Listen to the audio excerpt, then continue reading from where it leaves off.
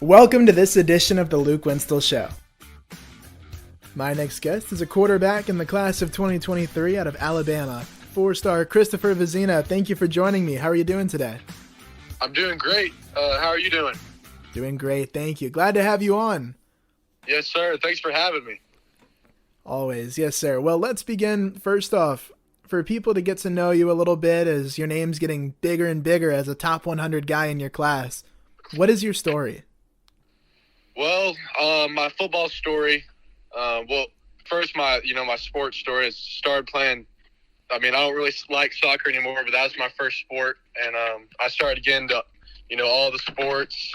Played pretty much everything you could think of, but my parents started letting me play football in the fourth grade, and from then started loving it. I always wanted to play, but I had to convince them to let me play, and I actually did not play quarterback until the end of my 8th grade year. So growing up, I was always a receiver, and 8th grade, our starting quarterback got hurt, and I ended up being our coaches put me in for the rest of the season. We ended up winning all the games, and so going in my freshman year, spring ball, I started competing with the varsity guys and everything, and ended up doing pretty good. And our starting varsity quarterback got hurt in the second game of the season, and I took over. We won 11 straight games, ended up losing in the semifinals in the state playoffs.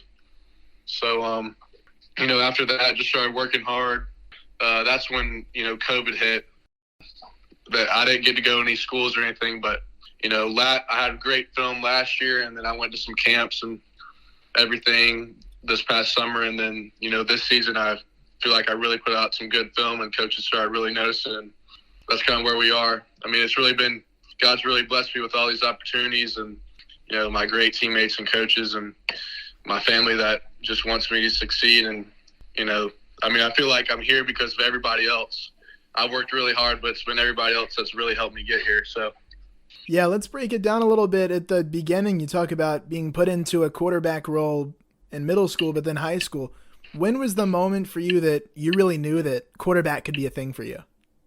The thing is, when I was trying to convince my parents to let me play football, I was like, I want to be the quarterback and everything. So growing up, I always throw the ball, and then I don't even remember what the reason was, but when I got to 5th, 6th grade, 4th, I ended up just not wanting to play quarterback. And so I've always been the biggest and the tallest and most athletic.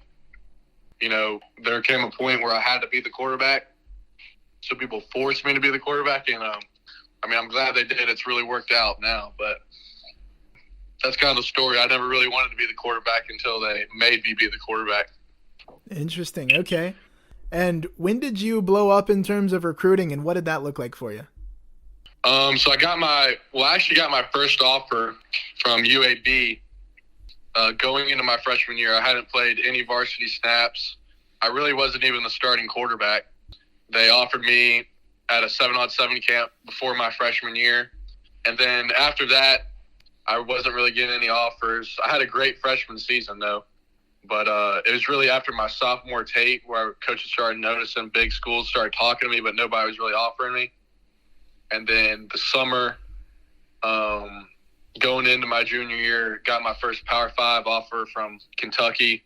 And then from then on, it just kind of building up. And then probably in late August, early September is when I started getting offers about every week, and new coaches and new schools showing interest. And so, there was a time where I wasn't sure, because my dream is to play at the highest level of football that I can.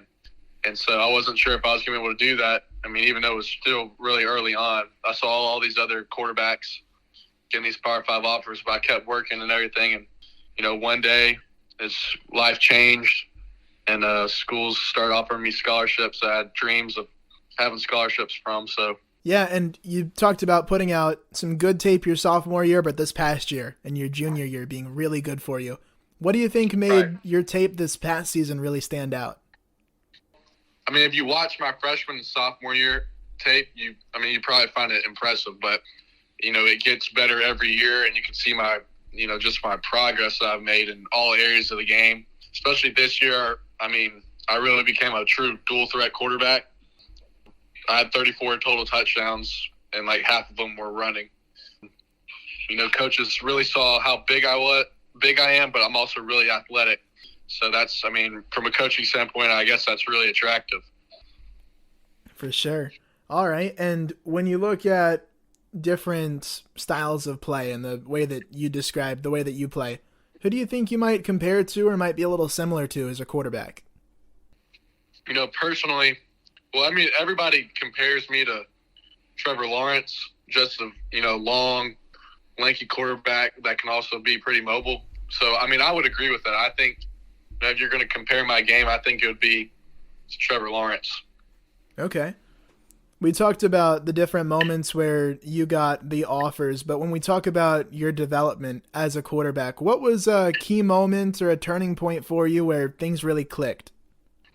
My freshman year, I never really trained at quarterback. I was just kind of, I got the big opportunity, but I didn't really know how to read defenses or anything.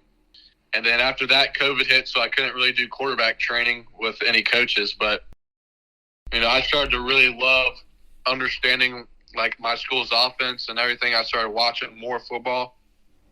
And then I got with my quarterback coach, Ben Neal, when everything opened up again. And we really got to work. And, after working so hard, between my sophomore and junior year, you could see a big progression in my mental side of the game, just reading coverages and everything and really understanding, football.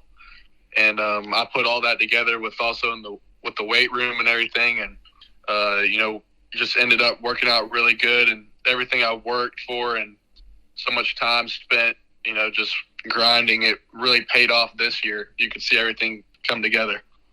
Yeah. And when you look along the way back at your journey, what are some challenges or things that you've had to overcome to get to where you are?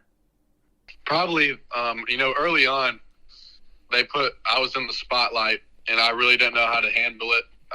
There's people that, it's kind of like a dream, all this attention and everything, and I didn't know how to handle it. But I feel like in that time is really when I became closer with God, and I just could feel him, guiding me through all these situations. He's still helping me, which is awesome. And, just with everything that this comes with, I didn't know how to handle it. There weren't really many people that have ever been in the situation that I know. So it's not like I can, really go to this one certain person and ask them how they did it. So it's really been me and God figuring it out and him guiding me. And from the football part, like I said, I didn't play quarterback, growing up. So I really had to build good habits now. Just the hard work and everything. I started to love working hard, and that's where we are today. Awesome. What would you say drives you? I'd say really my biggest fear in life is I do not want to be average at anything. And so, I don't want to be an average person, an average son, an average student, or average football player. So, I'm scared. I'm not scared of failing, but I'm scared of, not giving my full effort and knowing that, I'm not trying my hardest. So really what drives me. Gotcha. All right. What do you think, whether it's on the field, off the field, anything, what do you think might surprise people about you? I love football and everything, but I really love, at my school, nobody really sees me as, the big time quarterback anymore. Because, people, it's been going on for a little bit. So I like how my friends, my family just, they let me be a normal kid. So I really enjoyed, being with my friends and hanging out and forgetting about the spotlight and all the expectations, everything. So off the field, I like doing normal stuff, just hanging out with my friends, spending time with my family, and I fish. I like to bike. So that's the answer to your question. Got you. Okay. And when you're not playing football and you're off the field, what characteristic are you known for? Or what do you like off the field? I feel like off the field, I'm a leader, even though I might not always choose to want to be the leader in certain moments. I feel like God has gifted me that ability just to always stand out and, be a leader. So off the field, I mean, I just naturally lead, I feel like. All right, and my final question for you. As people get to know you and get to know more about who you are on the field or off the field, what do you think is something that people should know about you, but they don't know yet?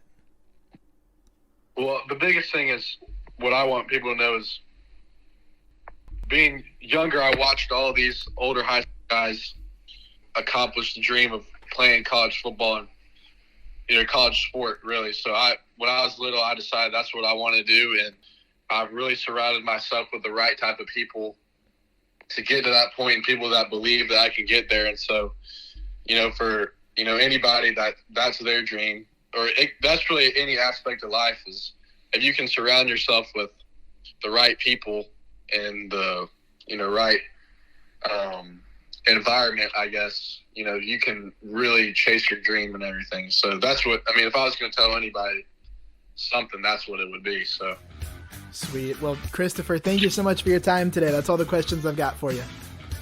Awesome. Thank you for having me.